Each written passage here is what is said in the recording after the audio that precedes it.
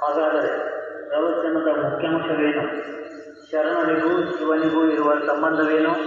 ಶಿವಯೋಗದ ಮೂಲಕ ಮನಃಶಾಂತಿಯ ಅನುಭವ, ಶಿವಯೋಗದ ಮೂಲಕ ಚಿಂತಾಮುಕ್ತ ಜೀವನ, ಶಿವಯೋಗದ ಮೂಲಕ ಚಿಂತಾಮುಕ್ತ ಜೀವನ, ಶಿವಯೋಗದ ಮೂಲಕ ಶಿವಾನುಭೂತಿ ಹಾಗೂ ಶಿವಯೋಗದ ಮೂಲಕ ಸಂಬಂಧದಲ್ಲಿ ಮಧುರತೆ, ಶಿವಯೋಗ, ರಾಜಯೋಗ, ಕರ್ಮಯೋಗ. ತಮಗೆಲ್ಲರಿಗೂ ಸುಸ್ವಾಗತ. ಕಾಲಚಕ್ರದ ರಹಸ್ಯವನ್ನು ತಿಳಿದುಕೊಳ್ಳಿರಿ. ಮಾನಸಿಕ ಆರೋಗ್ಯಕ್ಕಾಗಿ ಶಿವಯೋಗವನ್ನು ಅಭ್ಯಾಸ ಮಾಡುವುದು ಹೇಗೆ?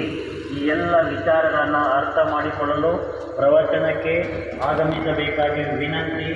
ಪ್ರವೇಶ ಉಚಿತ, ಪ್ರಾಪ್ತಿ ನಿಶ್ಚಿತ ಹಾಗೂ ಜೀವನ ನಿಶ್ಚಿತ.